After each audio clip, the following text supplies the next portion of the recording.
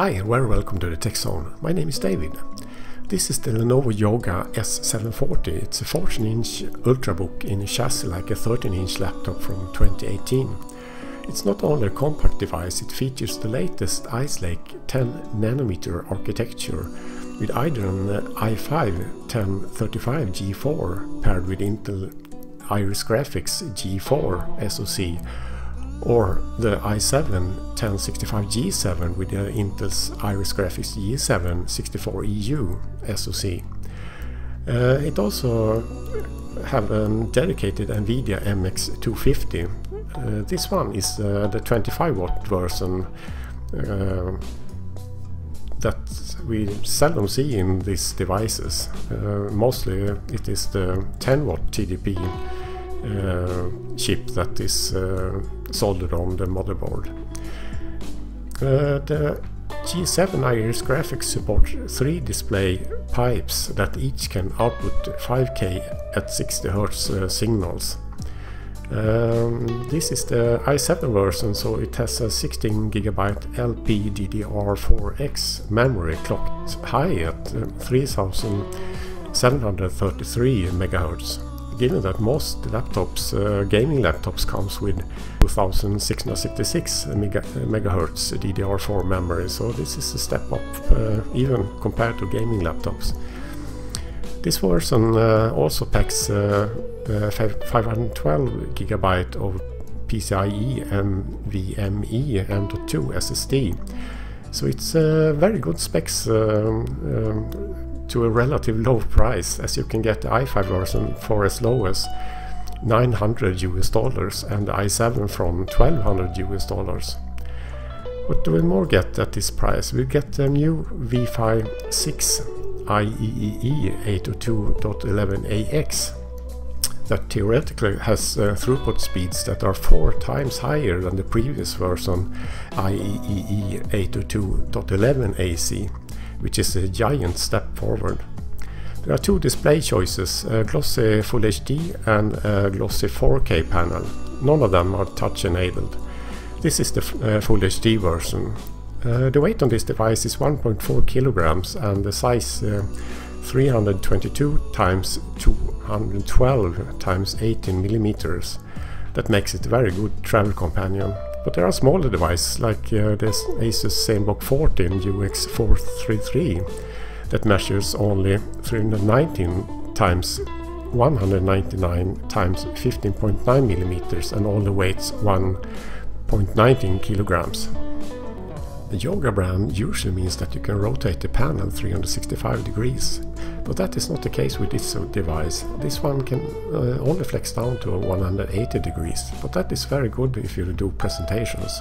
Please subscribe to the channel if you haven't already, and give it a thumbs up if you liked it, and push the notification bell so you can see more videos from this channel.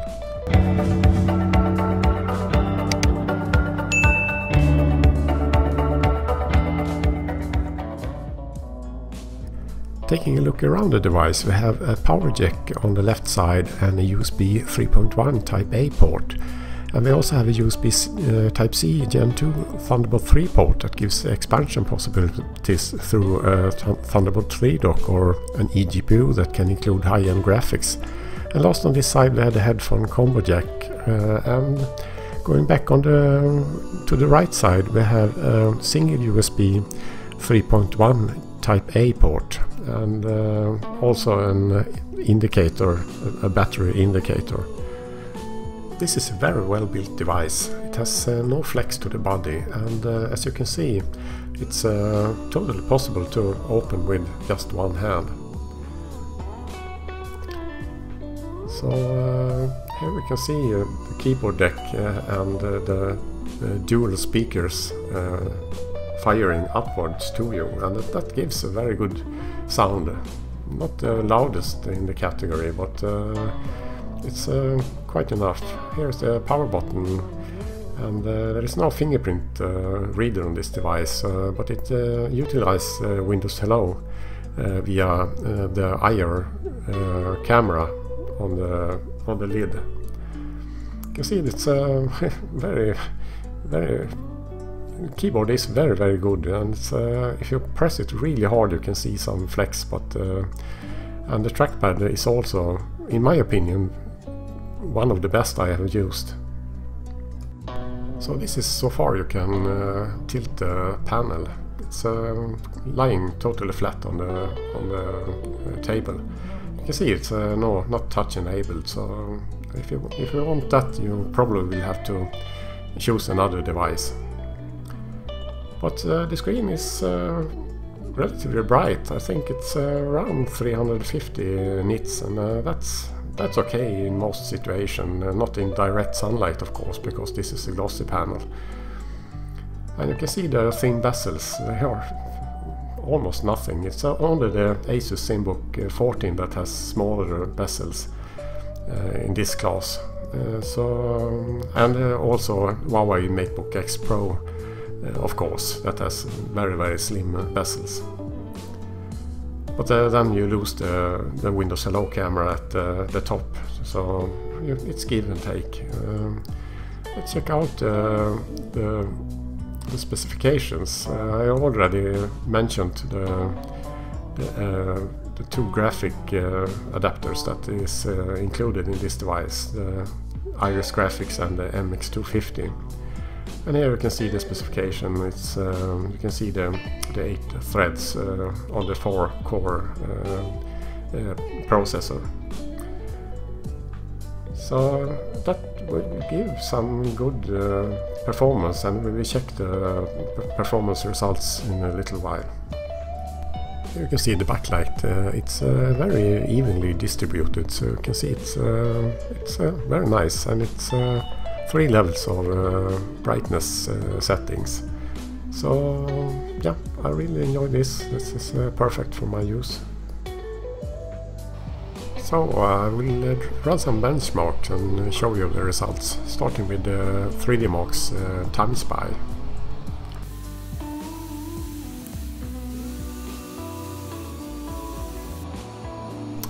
So the result at 1230 is very good in this category, and it's on par with the MX150 25-watt version that you can find in Huawei's MateBook 13, for example.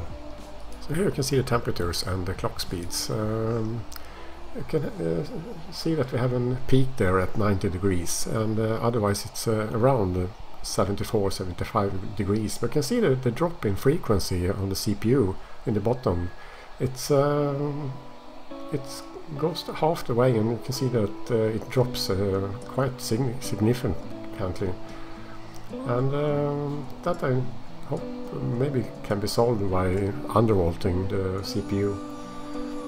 So comparing the results from the Huawei MateBook 13, and you can see it has a little bit lower scores, but it's more or less the same. It's no bigger difference.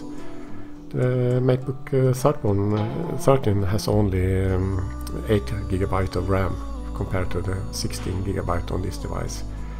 But that's of course the RAM memory, not anything else. So let's move on and run Firestrike.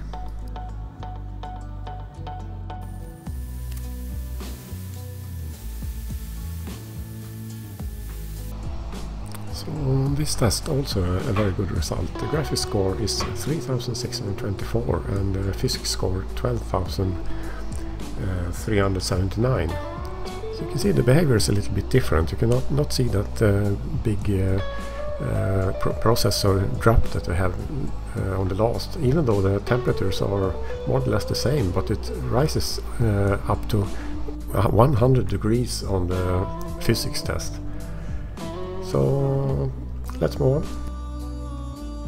So this time we are going to run CloudGate. It's also a graphic intensive test, and check the results.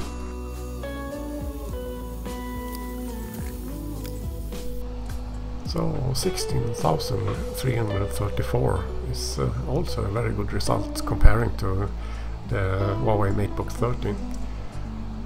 So you can also see here it's very high temperatures on the last test, and otherwise the test is more around 70-75 degrees. But there's no drop, as you can see there. It's strange it was that on the first test, but yeah, I really don't know why. Here's a comparison with the MateBook 13, and you can see the scores are higher on this device. So the next test on the list is 3D Mark 11. So let's check out the results. So this is the result from the 3D Mark 11 benchmark, 5036 points, and you can see it places it right above 2013 gaming laptop. It doesn't say much. But let's check out how it compared to the Huawei MateBook 13. And I have some scores here, just finding the right one. So you can see this is the Huawei MateBook 13, and the result is 4502. So that's quite a lot better actually. So now let's run PC Mark 10. This is an emulation of office work and yeah, a little bit other stuff also. So let's check out how it performs.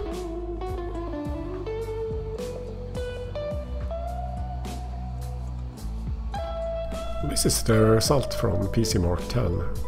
You can see the score is total score is 4333, and that is also a very good score. And you can see also the rest of the numbers here. Web browsing score 8000 more or less, and video conferencing 7000. Those values don't say me so much, but you can see the temperatures is a little bit better, but you can see it rises in the end at up to 100 degrees. So it's yeah, it's a problem there with the thermals on this device, as you can see. And CPU frequency is behaving as it should. Yeah, that was this test. Let's move on to the next. So here's the Geekbench score, single core score and multi-core score. And you can see more in detail below here. These values is, yeah, for me it's, I don't have so much experience from this test, so I can't say. I didn't do this on the MateBook 13, for example. But let's move on to the last test. So this is the final test, Cinebench release 20. And yeah, this will be interesting to see how it compares to the other in the list, as you can see.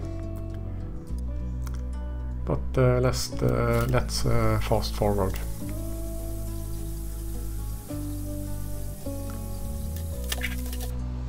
And checking the temperatures on the keyboard deck can be interesting when running this kind of tests. They are quite demanding, so you can see 36 degrees on the keyboard deck on the middle part, and yeah, about the same on the number pad row, and here you can see 36 degrees, not so hot, quite good temperatures actually. So let's move on to the result. So you can see the result 1771, and you can see it's right above Core i7 6th generation CPU 6700HQ. So I guess this is quite a good result for this kind of laptop, at least. But you tell me in the comment section what you think about these tests. So that was that test, and let's check out some light gaming on this device. This is CSGO, and I'm going to set the settings to Full HD, and you can see auto high, and yeah, you get these numbers. So let's start the game and see how it performs. I usually don't run these kind of games, so bear with me because I'm very bad at it. But you can see the frame rates are, yeah, it's acceptable in my opinion, but you may have other references, so I guess you can inform me if it's good or not in the comment section below. But yeah, it's I think it's smooth, no stuttering and nothing like that. So it works, but yeah, you can maybe get better frame rates by lowering the settings a little bit. So that was the gaming part. Yeah, let's move on. This is just for you to see how the temperatures are on the key deck and the sound level from the fans. So here's the, I think it's the third time I'm running the 3D Mark 11 in a row. So it's quite comfortable temperatures on the key deck. They are okay in my opinion. But when it comes to the fan noise, it can be very irritating because, as you see here, it's 47 decibel, and that's more like a gaming laptop than anything else.